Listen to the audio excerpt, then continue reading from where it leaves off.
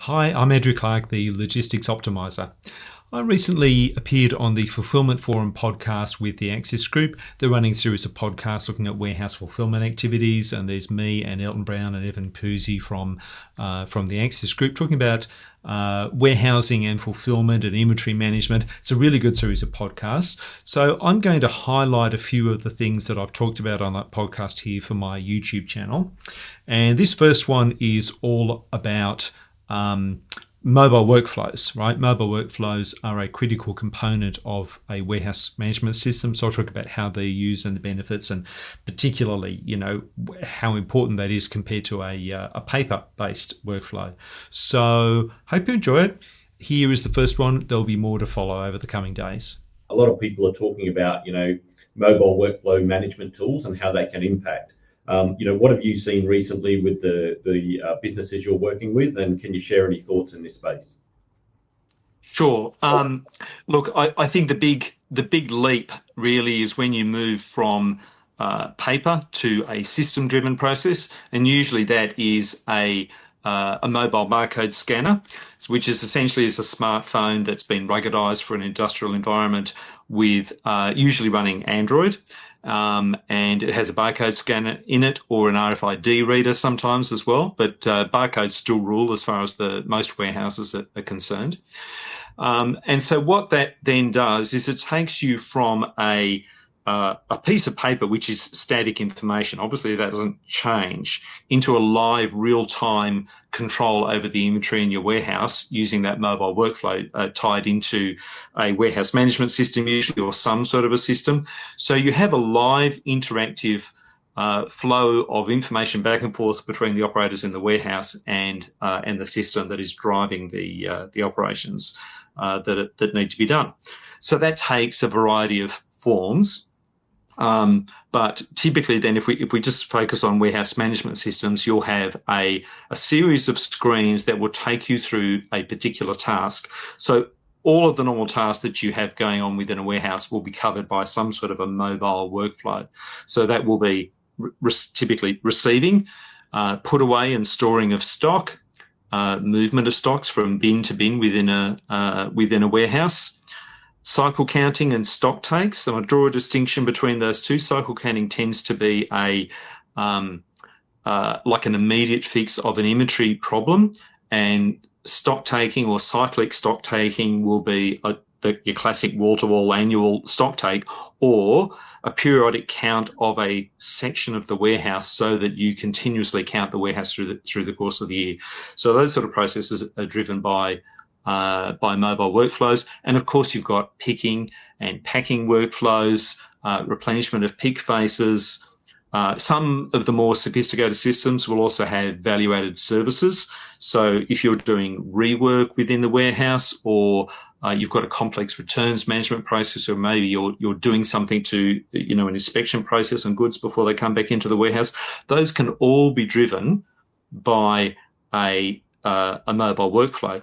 And of course, once you've got that, now you're tracking data on labor productivity as well.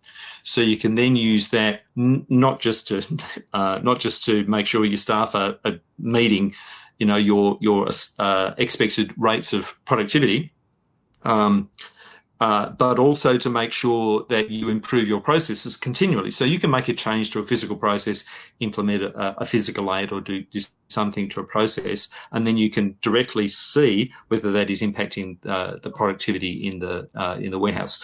So as you can see, it's quite a leap to go from a piece of paper which gives you nothing except what someone may scribble on that piece of paper as they go through and do a task, to now you have monitoring control over essentially every physical process that goes on within the warehouse.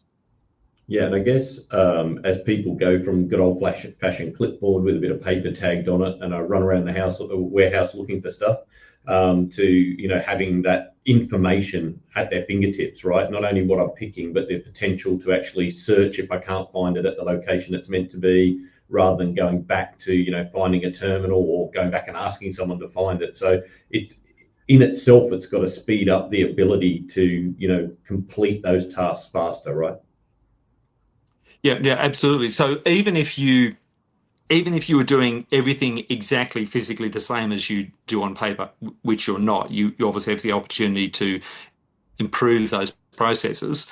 But as you say, the classic thing with a piece of paper, you go around the warehouse looking for some stock, and it's not in its usual location where it's meant to be. It came in a few days ago, so it's somewhere in the warehouse. The person who put it away isn't here today, so you can't ask him. And so you'll see in those old-fashioned warehouses, people literally wandering around with a piece of paper, staring up at the racks, going, "I know it should be here somewhere," trying to find the pallet with that new stock. So all of that goes away once you start tracking things properly with a mobile workflow where you're updating the system in real time.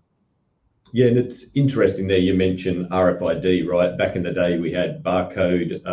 There was a huge amount of discussion put around RFID going to, change the world. And this is 25 years ago, but it's still only very lightly used. Are you seeing it become more popular now, or is it still something that's specific in certain industries where it really adds value? So it didn't fulfill its promise in the warehouse, I don't think.